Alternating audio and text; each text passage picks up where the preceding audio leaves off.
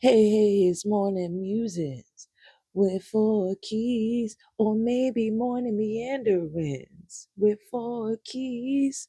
I don't know what I'll call it, but it's with me, four keys. This song is really silly. It's me, four keys. I'm super silly. And I guess this is my podcast theme song. I don't know. Hey. So last week was my birthday, and it started off real shitty. I'll be totally honest.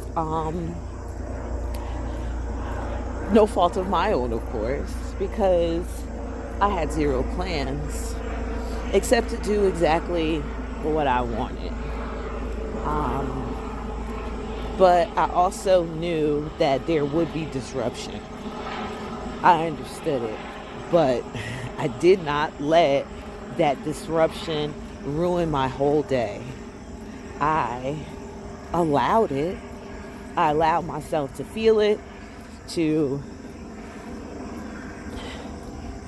I embraced the discomfort of the moment. I was honest in my feelings about the moment, because that's another thing that new life, this new era of me is doing. I'm not pretending to be anything other than who I am. And people don't like that. And if you are experiencing similar, you might have to start doing some Severance. Not the TV show. I didn't even watch it. I just know that everybody, like, something's in there. I just know that it was a show that people enjoyed. But I was just looking for a fancy way of saying, like, the cutting of people off. The cutting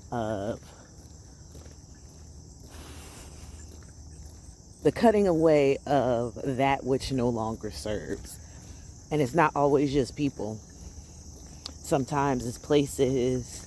Sometimes it's an experience. We talked about it last week. Or maybe it was the week before. I don't know. Practices and places that we need to leave behind. So, in my stepping into my new life, this life that is actually mine, I had to leave a lot behind. And unfortunately, most of what I'm leaving is those closest to me. And that sucks. Full stop. Like, if you've been on this journey with me at all, you know that I was going to leave anyway. So, this is just a catch up.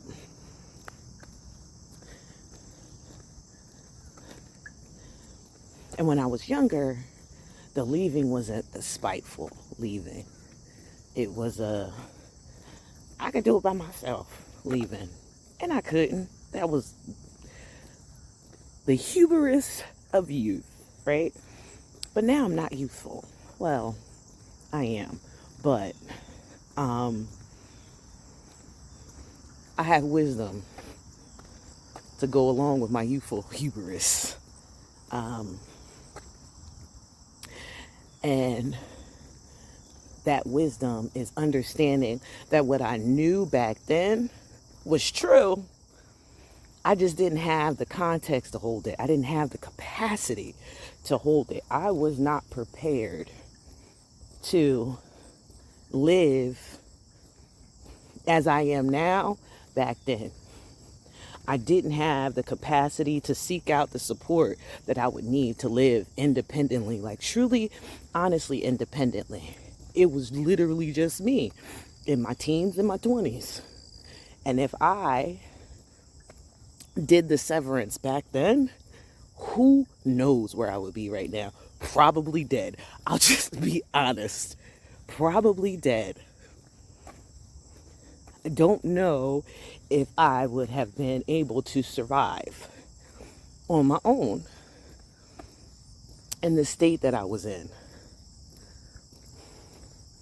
because destruction was just easier.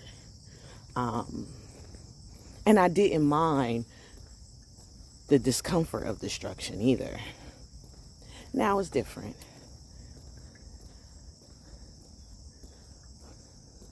I only want to bust things up that aren't working. And not just they're not working for me, they're not working for anybody. But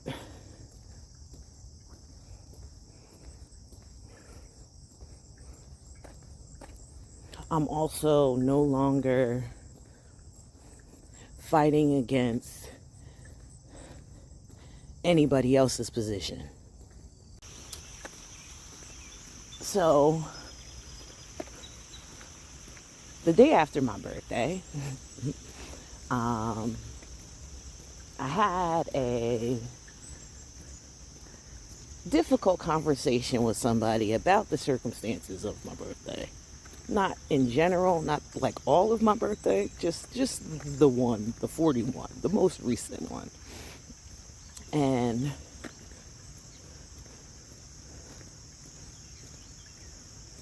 I'm not sure what the intention of the call was. And at this point in my life, I'm not so hung up on intention. What matters most to me is impact.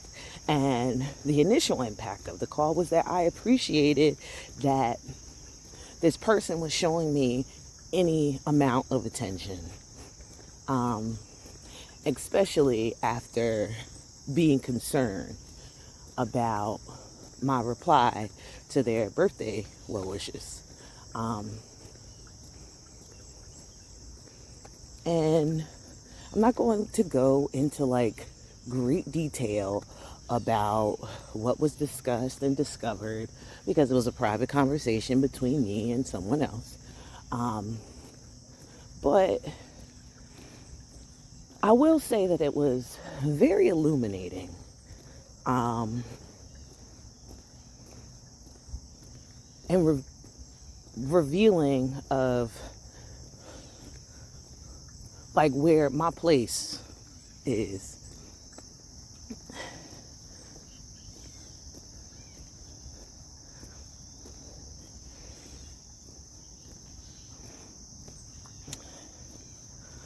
And this person suggested that I spend too much time worrying about other people's journey. Now, the other people that she's discussing, they are discussing are people whose journeys are directly connected to mine, right?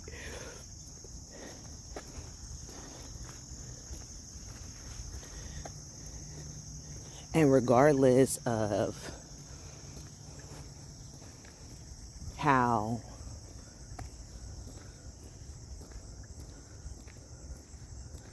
mistreated I've been by these people, I don't hate them. I still very much want the absolute best for them. And if that absolute best means being away from me, then that's fine. Because here's the thing. The absolute best thing for me is to be away from them. I'm finding that out. And now that I'm doing a much better job of being away, people are starting to notice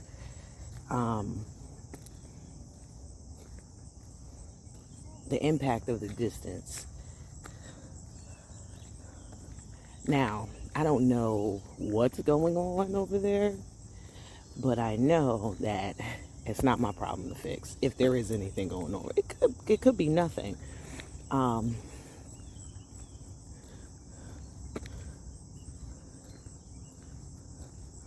What I know for certain is that I must focus my energy on this path I'm on, right? And put one foot in front of the other and maintaining what I'm out here doing now, maintaining this new life of mine, because it's not new anymore. I'm in it. I'm doing all the things that I'm supposed to be doing, teaching the yoga, sharing this practice, telling people how to take care of themselves, talking about all the things that I can and will do for everybody and myself.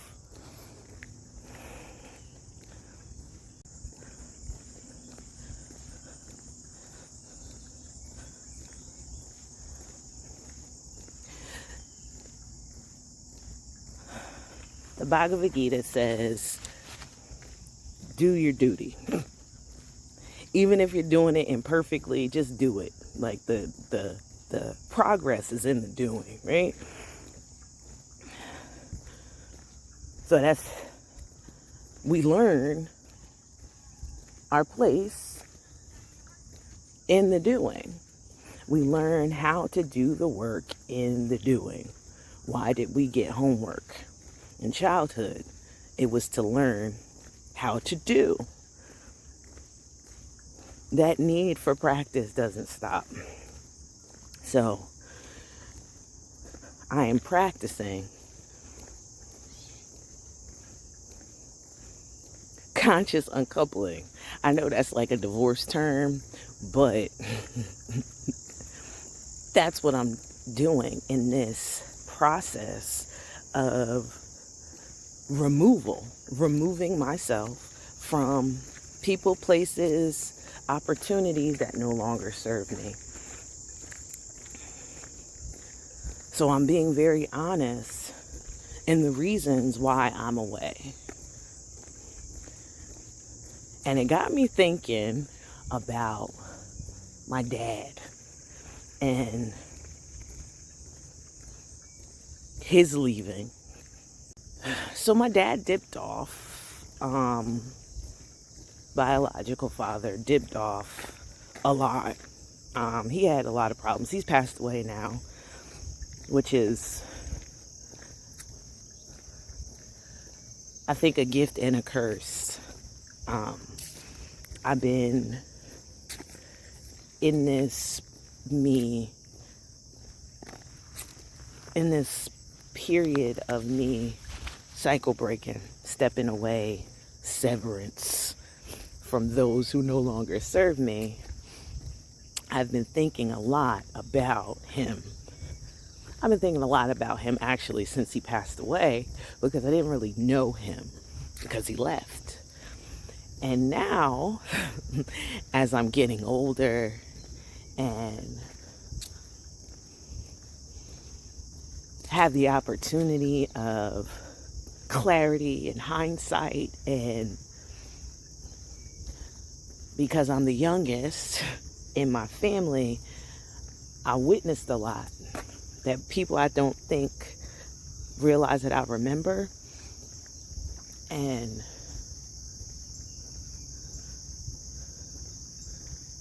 he didn't leave for nothing. And I don't think he left just because he couldn't get off the drugs. And I really just wish I knew why he went. Because I'm starting to wonder if it was a similar situation to what I am experiencing now.